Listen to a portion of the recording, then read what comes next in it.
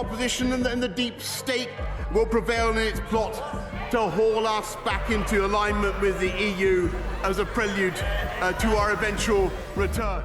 On July 18th, in one of his final statements to the House of Commons, outgoing Prime Minister Boris Johnson referred to the idea of a deep state that would work with the leader of the opposition to somehow drag the UK back into the EU, presumably against its will. Where did this idea of the deep state come from in British politics? What does it refer to?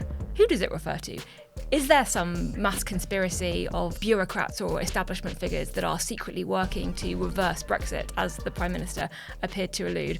And if there isn't, what is it he's trying to achieve by using this kind of language? I think the reason the deep state is such a powerful idea, or at least such a useful idea to politicians of a certain type, is precisely because it's so vague and it's so hard to pin down who it refers to or what it means. As far as I've been able to tell, it's a phrase that's been used in conspiracy theorist circles for a long time, but it sort of burst into the mainstream in the early months of 2017 when Donald Trump had just entered the White House. His staff were now in some of the most powerful jobs in American politics, and they discovered that actually, even despite that, they still couldn't make the American political system do exactly what they wanted. There were still limits on their power. Unelected deep state operatives who defy the voters to push their own secret agendas are truly a threat to democracy itself. Anyone who has ever looked at American politics in any depth will know that there are constitutional reasons for this. It is built into the American political system that there are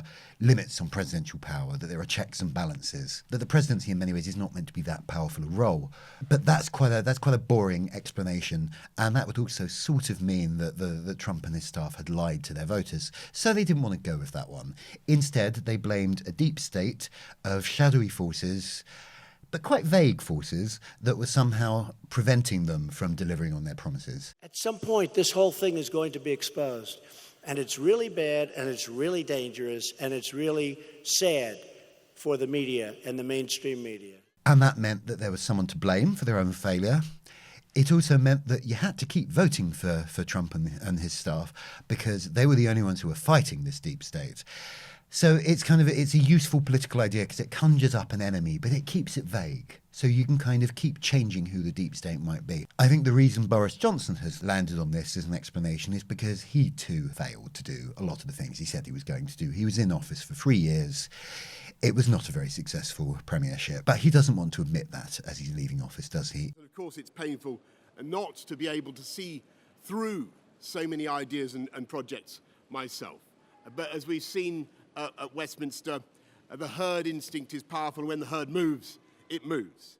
It is much easier to blame a deep state of shadowy forces, possibly in the civil service, possibly in the business community, possibly Remain campaigners working with the Labour leadership. And it conjures up an enemy. It's a way of solidifying your own support. This isn't the first time that Boris Johnson has used or alluded to conspiracy theories in order to deflect attention. In the midst of the partygate scandal, he accused Keir Starmer of having deliberately failed to prosecute Jimmy Savile.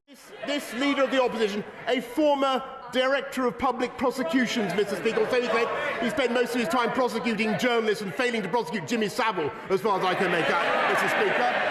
Now, this is a conspiracy theory that goes back to some very murky corners of the right-wing internet. It's not something that you would expect to be repeated in mainstream political discourse, and yet it had the desired effect. There were newspaper headlines about it for weeks, and it actually had real-world consequences with regards to Keir Starmer's day-to-day life. What happened to the working man, Mr. Starmer? What about the working class? Is this a Labour Party? Or the party of the elite? It's worth saying up front that this is not true in any way. There is absolutely no reason to think that Keir Starmer deliberately did not prosecute Jimmy Savile.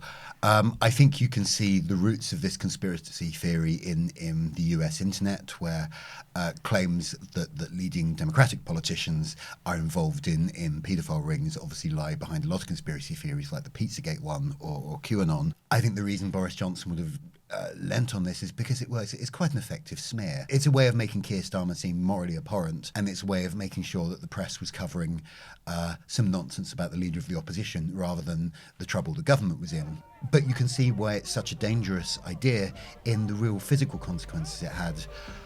There is footage of Keir Starmer being almost physically attacked by protesters who believe in this theory. Why did you go after Julian Assange?